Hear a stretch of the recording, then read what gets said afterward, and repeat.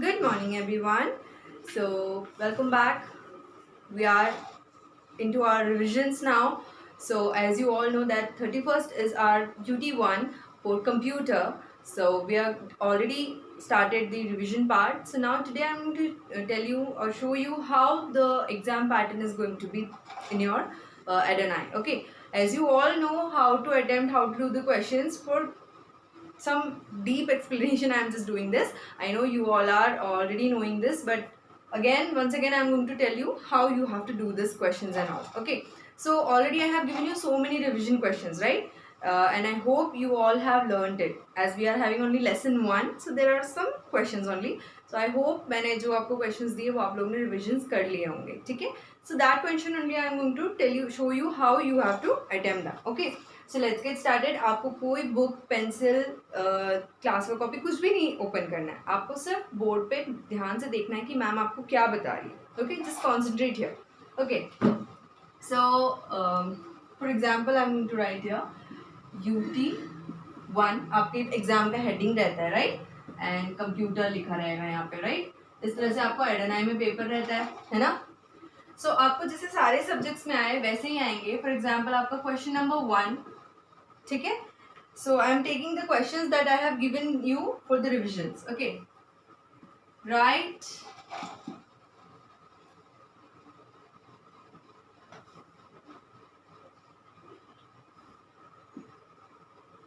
any wait, why to write? Because you are not going to write, so I will give you like choose the correct spelling. ठीक है, correct spelling इस तरह से आपको दे सकते हैं, right?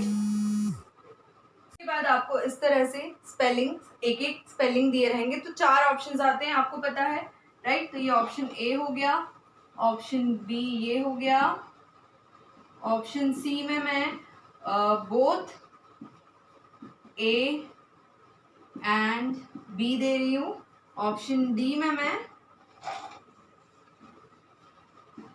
None of these they दिया मैंने. ठीक है, अब क्या होता है, आपको क्वेश्चन के आगे इस तरह से सर्कल्स बने रहते हैं, राइट? आपको जो ऑप्शंस दिए हुए हैं, आपको हमेशा एक क्वेश्चन के 4 ऑप्शंस रहेंगे, इसमें से आपको करेक्ट वन सेलेक्ट करना होगा, राइट? सो इस तरह से जो आपका लिखा होगा क्वेश्चन, इसके आगे जैसे ये 4 ऑप्शंस है, ठीक है? तो अभी मेरे को क्या करना है, करेक्ट स्पेलिंग ढूंढना है. मैंने ये लिखा है क्वेश्चन में, ठीक है? तो करेक्ट स्पेलिंग इसमें से कोई एक ही हो सकता है. तो ये बोथ ए एंड बी वाला ऑप्शन तो होगा नहीं, राइट? कोई एक स्पेलिंग ही करेक्ट होगा. अगर इन केस यहाँ पे मैंने दोनों सही लिखा होता तो यहाँ पे बोथ ए एंड बी हो सकता था, लेकिन ए एंड बी दोनों का स्पेलिंग अलग अलग है ना? यहाँ पे MCHAINE लिखा है मैंने, और यहाँ MACHINE लिखा है, right? So the correct one is this one, है ना? मशीन की स्पेलिंग क्या है? MACHINE, machine. So I will fill this. आपको फिल नहीं करना पड़ेगा, automatically it gets filled up, right? आपको होता है कि आप जो भी ऑप्शन सेलेक्ट करते हो उसमें ऑटोमेटिकली कलर हो जाता है. आप जिस भी सर्कल पे क्लिक करते हो वो ऑटोमेटिकली पूरा ब्लैक हो जाता है. Here I am using red pen, that's why it is red. But अगर मैम ब्लैक पेन यूज करती तो ब्लैक होता है, लेकिन आपकी स्क्रीन पे क्या होता है? Always black colour, right? So here what option you are selecting, it will be filled up. Okay, इसके अलावा ये 2 ऑप्शंस मैं आपको एक्सप्लेन कर दूं. बोथ ए एंड बी तब होता है जब दोनों क्वेश्चन सेम हो. दोनों अगर सेम हो या दोनों ऑप्शंस पहले वाले जो है सही होते हैं तो हम ए एंड बी लेते हैं. लेकिन अगर कोई एक ही ऑब्वियसली आंसर है ना, इसमें से हमें अभी एक ही आंसर है इसीलिए हमने मशीन सेलेक्ट किया, राइट? इसके अलावा नन ऑफ दिस का क्या मतलब होता है? नन ऑफ दिस मीन्स इनमें से एक भी आंसर सही नहीं है जिसे हम सेलेक्ट कर सके. तो अगर आपको 4 ऑप्शंस दिए और 4 ऑप्शंस में से आपको एक भी सही नहीं लग रहा है, तो अगर नन ऑफ दिस दिया हुआ है तो आप नन ऑफ दिस इसमें से सिलेक्ट कर सकते हो. आई बात समझ में? ठीक है, सो ये आपका एक ऑल ओवर एग्जाम्पल था फर्स्ट क्वेश्चन. ठीक है, अब इसके अलावा और कौन से क्वेश्चन आ सकते हैं हम ये देख लेते हैं.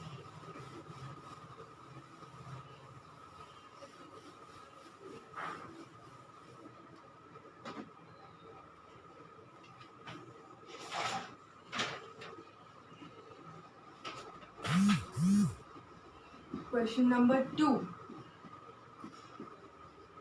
Which of the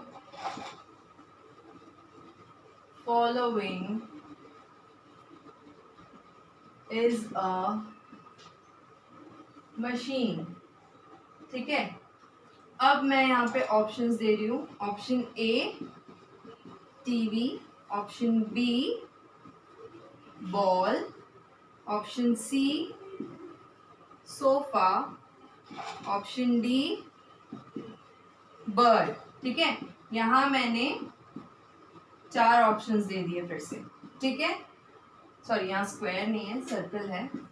मैंने आपको जो क्वेश्चंस लिखा है उसमें स्क्वायर दिया है, बट आपको जब आप कंप्यूटर या फोन पे जब टेस्ट दे रहे होंगे तो आपको यहाँ पे इस तरह से सर्कल्स मिलेंगे. Right, so there are 4 options given. Which of the following is a machine? आपको बताना है कि इन 4 में से कौन सा मशीन है.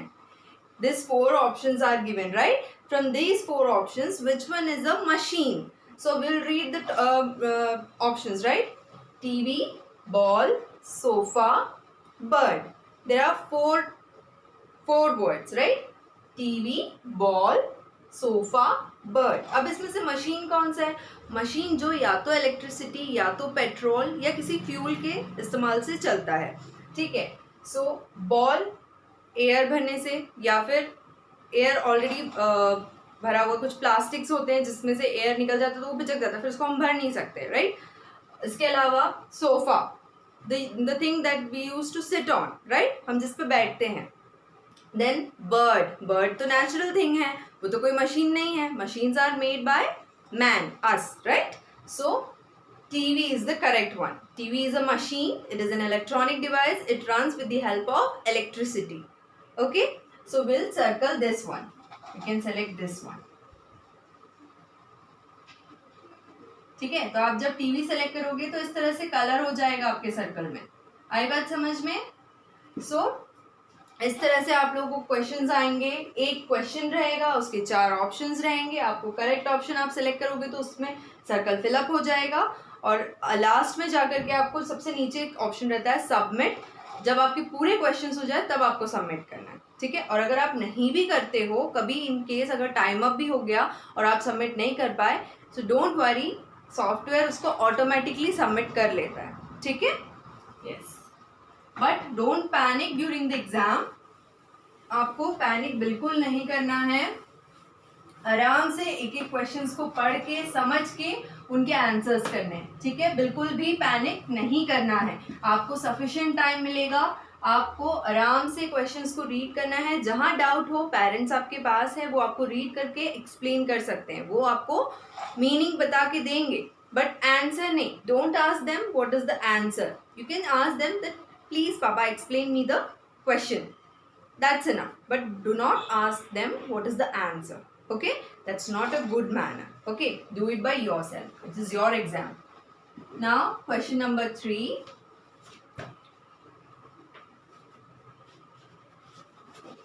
For question number 3 I'll take for example,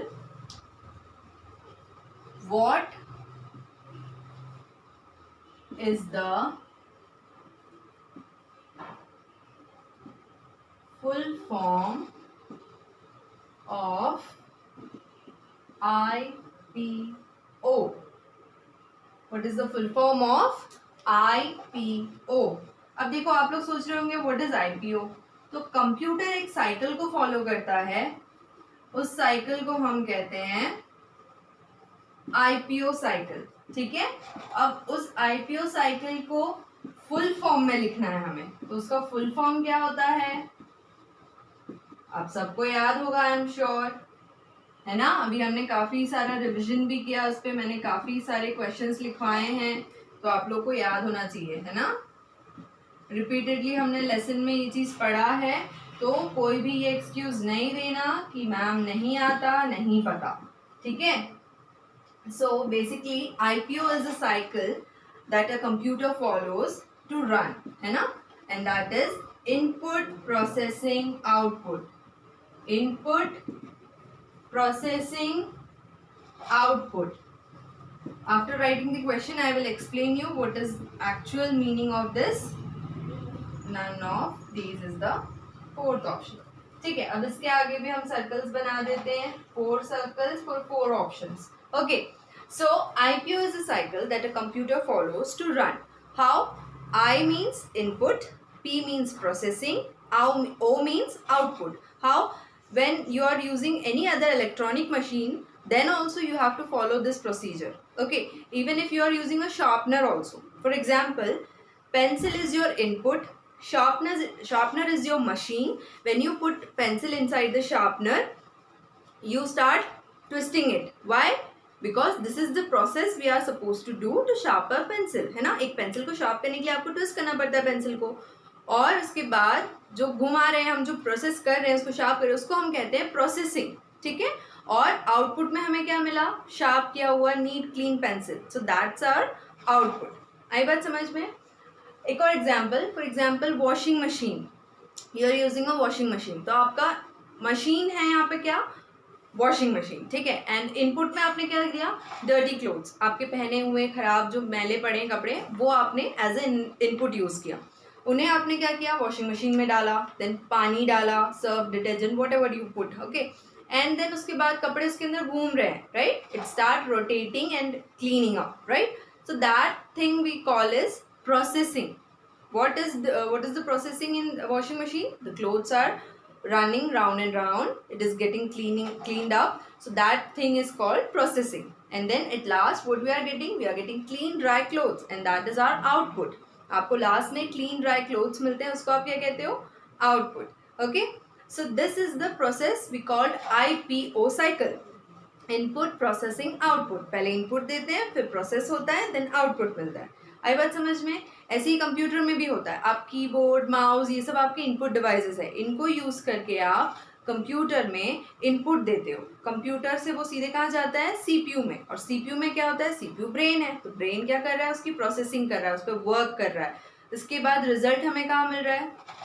we are getting the result on screen. हमको स्क्रीन में दिखाई देता है. हम जो भी कंप्यूटर में करते हैं कहाँ दिखता है? स्क्रीन पे. तो आउटपुट आपको कहाँ मिल रहा है? स्क्रीन पे. क्लियर? तो IPO means this: input, processing, output. So the right option is option C. ठीक है, तो हमने ऑप्शन C सेलेक्ट कर लिया यहाँ पे. ठीक, इस तरह से आपको क्वेश्चंस आएंगे. अभी तो मैंने सिर्फ आपको 3 क्वेश्चंस बताए हैं, इसके अलावा बहुत सारे क्वेश्चंस मैंने कॉपी में भी लिखवा दिए हैं. उन्हीं क्वेश्चंस को आप लोग रिवाइज करते रहिए. बुक की रीडिंग डेफिनेटली करिए, बुक के बीच में से भी मैम कुछ दे सकती है. सो प्लीज़ मेक श्योर कि आप लोग ये टॉपिक्स को क्लियर करो. ठीक है, बुक की रीडिंग बहुत ज़रूरी है. ट्रू फॉल्स हो गए, ये सारे ऑप्शंस आएंगे आपको. ठीक है, okay. So this is it for today. Keep learning, keep practising, and all the best for your exam.